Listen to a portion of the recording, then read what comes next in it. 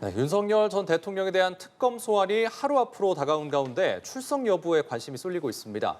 특검은 내일도 윤 전 대통령이 타당한 이유 없이 불응하면 형사소송법상 다음 조치를 취하겠다고 밝혔는데요. 불응 시 3차 통보와 동시에 강제 구인에 곧바로 들어갈 가능성이 있습니다. 서정빈 변호사와 함께 자세한 내용 짚어보겠습니다. 어서 오십시오. 어서 오십시오. 네, 안녕하십니까? 예. 윤 전 대통령이 첫 번째 소환은 불응을 했고요. 내일 예정돼 있는 2차 소환에도 여전히 입장을 밝히지 않고 있습니다. 당뇨나 눈질환 같은 건강 문제를 언급을 하면서 출석 의지 자체가 없다 이런 입장을 내놨는데요. 내일 출석 가능성 어떻게 보세요? 일단 개인적으로는 출석 가능성은 좀 낮지 않나 이렇게 생각이 됩니다. 일단 특검은 내일 오후 2시에 다시 출석을 통보를 하긴 했지만 이제 윤 전 대통령 측에서는 말씀하신 것처럼 출석 의지 자체가 없다라는 그런 입장을 보이기도 하고 또 그밖에 이전에도 그런 반복된 불출석의 그런 전례들 그리고 건강상의 문제를 또 제기하고 있다라는 점을 봤을 때 결국에는 내일 역시도 출석할 가능성은 현재로서는 낮다라고 보는 게 맞지 않나 이런 생각이 듭니다. 예. 네. 한편으로는 윤 전 대통령 측에서 봤을 때 굳이 내일 출석에 응할 이유가 있을까 그런 필요성이 있을까를 생각해 본다면 더더욱 이제 불출석 가능성이 크다라고 생각을 합니다. 왜냐하면 이제 구속되기 전에야 이제 일정 조율에 있어서는 조금 매끄럽지 않은 그런 과정들이 이어지긴 했지만 출석 자체는 실제로 이루어졌었고 항상 이제 매번 출석을 전제하면서 일정을 조율해 왔었습니다. 아무래도 그럴 수밖에 없었던 것은 불출석을 하게 된다면 결국에는 추후에 구속영장을 청구했을 때 상당히 불리해질 수 있다는 점을 이미 전제를 하고 있었기 때문이다 이렇게 생각이 드는데 네. 문제는 현재 구속이 된 상태입니다. 그렇죠. 따라서 수사 단계에서 상정할 수 있는 가장 최악의 상황에 지금 이미 도달했기 때문에 그렇다면 이제 윤 전 대통령 측에서는 이미 구속된 상황에서 다시 한번 조사실로 강제 구인이 된다 하더라도 별반 다를 것이 없다라고 판단을 할 거고 그렇다면 굳이 출석을 해서 혹여라도 이 수사에 단초를 제공할 필요까지는 없다라는 판단을 하지 않을까 이런 점들을 고려하면 내일 역시도 출석하지 않을 가능성이 높다라고 생각을 하고 있습니다. 네, 수용 환경과 관련한 윤 전 대통령 측 그리고 법무부의 공방은 좀 어떻게 보고 계시는지요? 네, 사실 지금 언론 등을 통해서 나오는 이야기들을 보면은 운동 시간을 제대로 부여받지 못하고 있다, 건강상의 그런 문제도 심각하다 이런 점들을 윤 전 대통령 측에서 주장을 하고 또 곧바로 법무부에서는 이런 점들을 반박을 하고 있는 상황입니다. 네. 결국에는 지금 윤 전 대통령 측에서는 이것들은 여론전을 좀 전제를 하고 이제 나오는 이야기들이 아닌가라고 생각을 할 수밖에 없습니다. 사실 이런 수용 상황 같은 경우에는 이런 수사 단계에 있어서 본질적인 그런 쟁점이라고 볼 수는 없습니다. 그럼에도 불구하고 이런 이야기들이 나온다라는 것은 결국에는 현재 이 사건에 있어서 적어도 여론전이 상당히 의미가 있다라고 판단을 하고 있지 않나. 그리고 나아가서 재판에 있어서도 어느 정도 영향을 줄 수 있다라는 전제하에 이런 주장들을 하고 있지 않나라는 생각이 듭니다.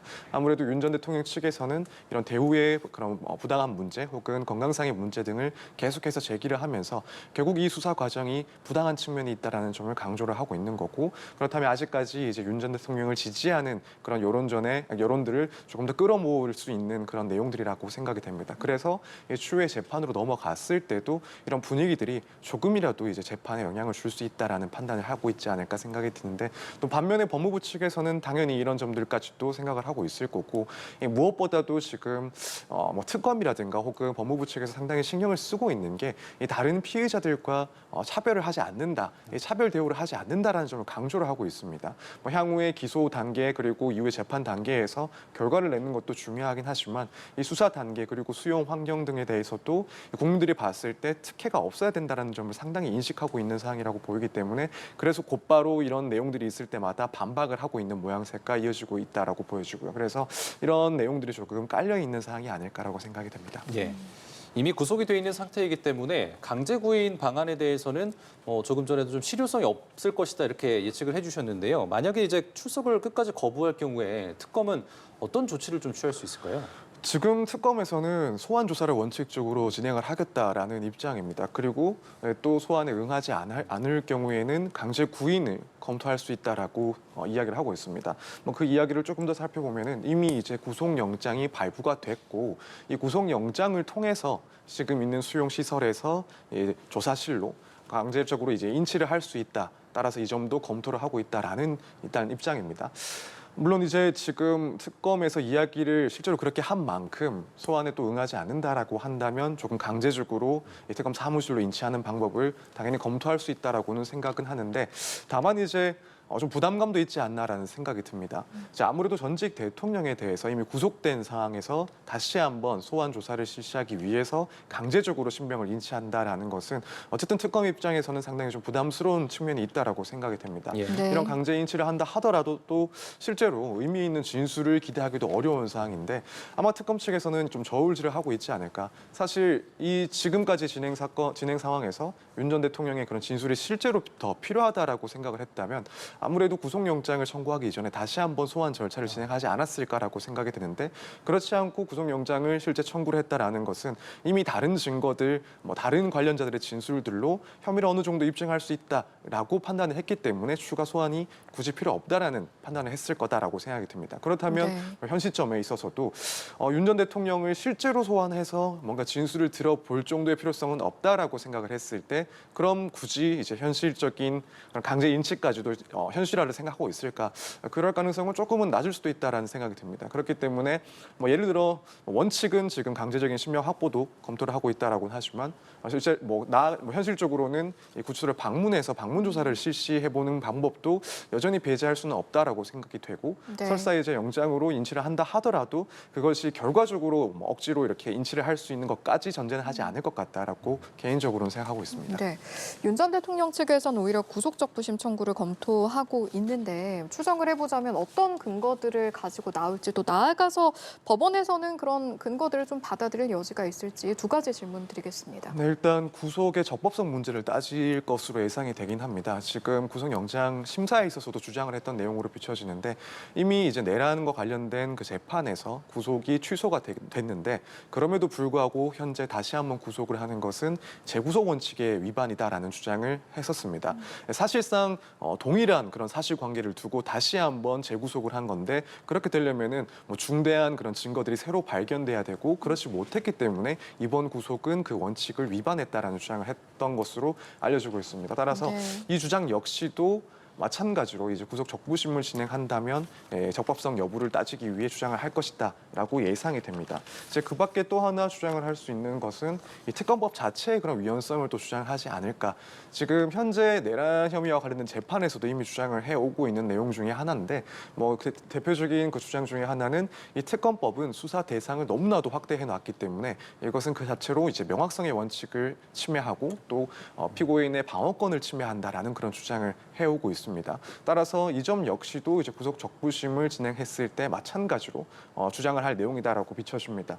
다만 이제 그럼에도 불구하고 그것이 법원에서 인정을 받기에는 상당히 어렵다라는 생각이 듭니다. 앞서 말씀드린 구속, 재구속의 그런 문제 같은 경우에는 어쨌든 지금 이 수사 중인 사건은 기존의 그런 재판과는 다른 적용 법조, 그리고 다른 죄명에 대해서, 그리고 구체적으로 다른 사실관계를 따지면서 수사를 하고 있는 내용이기 때문에 이 동일한 사건이 아닌 이상 이런 재구속 금지 원칙은 적용되기가 어렵다. 그래서 이 부분 법원에서 인정되는 것은 쉽지가 않다라고 보입니다. 그리고 이제 특검법의 위헌성 주장도 인정받기가 어렵다라고 보여질 수밖에 없는 것은, 결국 과거에도 이제 특검법이 그런 위헌이냐 아니냐 이 부분 문제가 있었지만, 대부분의 경우에는 절차적인 문제에 조금 문제가 있을 수는 있어도 그 전체적인 내용들에 대해서는 위헌이다라는 판단을 받은 적은 사실상 없다고 해도 무방할 것 같습니다. 그렇기 때문에 이 특검법의 위헌성 주장 역시도 받아들여지기는 조금 어려운 주장이 아닐까. 그렇다면 결국에는 구속 사유가 소멸했는지 소멸하지 않았는지 이 부분에 대해서 새로운 사정이 이제 변경이 된 점이 인정이 돼야 되는데, 아직까지 이런 증거인멸의 우려가 없어졌다라고 판단받을 수 있는 그런 변동은 없기 때문에 아마 이제 예측을 하기로는 구속 적부심도 쉽지는 않을 것이다, 이렇게 보고 있습니다. 예.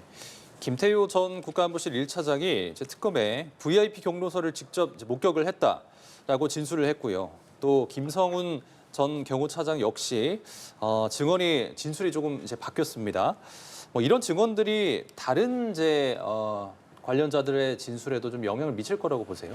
상당히 큰 영향을 줄 거다라고 생각이 됩니다. 말씀하신 것처럼 이제 김태호 전 차장 같은 경우에는 뭐 국회나 언론에서 기존에는 뭐 대통령이 경로한 사실이 없다라는 주장을 쭉 해왔었는데 이제 최근 특검에서 이런 진술을 바꿔서 실제로는 윤 전 대통령이 보고를 받고 목소리를 높이면서 화를 냈다라는 취지로 진술을 했습니다. 네. 사실 뭐 김태호 전 차장이라든가 혹은 김성훈 전 경호처 차장 같은 경우에는 뭐 윤석열 전 대통령의 가장 최측근 중에 한 사람들이었기 때문에 예. 이들의 진술 자체는 무척이나 신빙성을 높게 평가를 할 수밖에 없습니다. 그렇다면 이런 점들이 결국 드러난 이상 다른 관계자들의 입장에서도 이런 신빙성 높은 진술이 이미 나와 있기 때문에 그것과 다른 내용의 진술하는 것은 상당한 부담이 될 수밖에 없고 또 강한 압박을 느낄 수밖에 없다라고 보여집니다.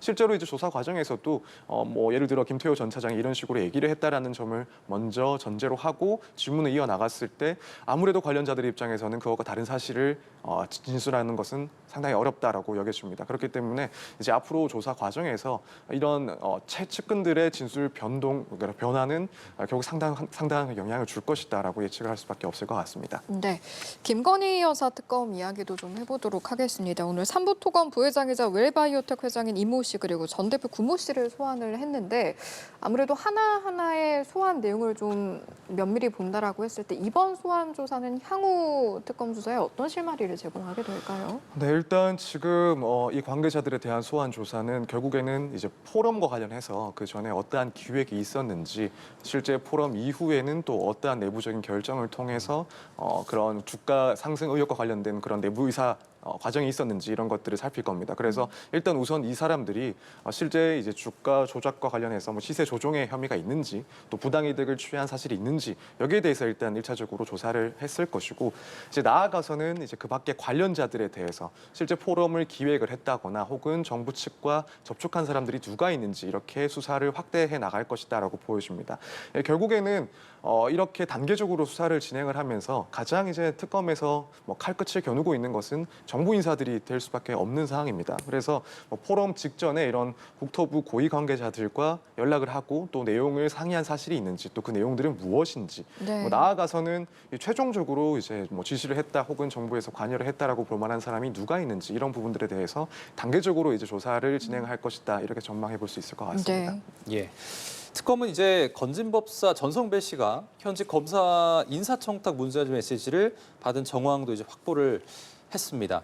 이제 실제로 인사에 개입했느냐 여부는 아직까지는 확인되지 않았지만 이 부분에 대해서 수사가 앞으로 어떻게 뻗어나갈지에 대해서는 좀 주목이 되고 있는데요. 어떤 점들이 좀 수사의 핵심 쟁점이 될 거라 보세요? 일단 단계적으로 보자면 먼저 이제 청탁 사실과 관련해서 조사를 당연히 해야 되는데 결국 이런 문자 메시지를 보낸 브로커가 어떠한 경위로 이제 전성배 씨에게 이런 청탁을 요청했는지 그리고 이 과정에서 또 추가적으로 개입된 인물이 있는지를 첫 번째로 이제 수사를 하게 될 겁니다. 그리고 이름이 거론된 이 검사가 또 실제로 청탁을 요청한 사실이 있는지 혹은 뭐 제3자의 부탁이었는지 이런 청탁과 관련된 사실관계에 대해서 우선 조사를 할 거고 네. 이제 그 이후의 사실관계를 상당히 집요하게 수사를 할 수밖에 없습니다.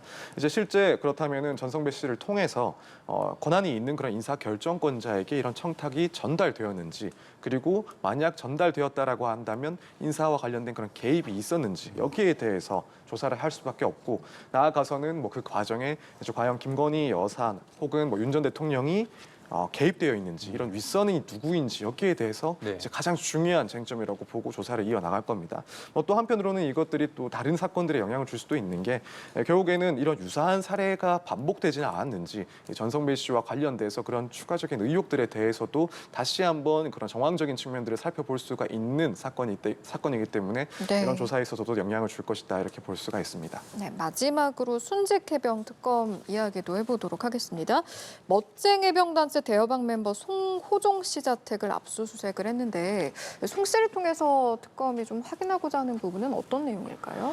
네, 일단 임성근 전 사단장과 이제 이종호 전 블랙펄 인베스트 대표와의 그런 관계를 결국에는 찾기 위해서 그 연결고리를 찾기 위해서 이 송호정 씨에 대한 조사가 진행이 된다라고 보면 될 것 같습니다. 지금 임성근 전 사단장 같은 경우에는 그동안 뭐 계속해서 뭐 이종호 전 대표와는 사적인 관계가 없다, 연락도 한 적이 없고 마찬가지로 이제 김건희 여사와도 아무런 연결고리가 없다라고 주장을 했습니다. 그래서 아무런 뭐 자신이 모르는 사람을 통해서 이런 구명 로비가 있었다라는 것 자체가 말이 되지 않는다라는 주장을 해오고 있는 상황이고 이종호 전 대표 같은 경우에도 임성근 전 사단장과 아는 사이가 아니다라는 취지로 주장을 해오고 있었습니다. 그렇기 때문에 이 중간자 역할을 했다라는 의혹을 받고 있는 송 씨에 대해서 조사가 진행되는 것이고 그렇기 때문에 실제 중간자 역할을 했었는지 그래서 결국 이제 이종호 전 대표가 김건희 여사와의 친분을 이용해서 이런 구명 로비를 한 것이 이 송 씨의 역할이 있었기 때문이 아닌지 여기에 대해서 이제 들여다보고 관계를 찾는 데 집중을 하지 않을까 이렇게 예상해 볼 수가 있습니다. 예, 알겠습니다. 말씀 여기까지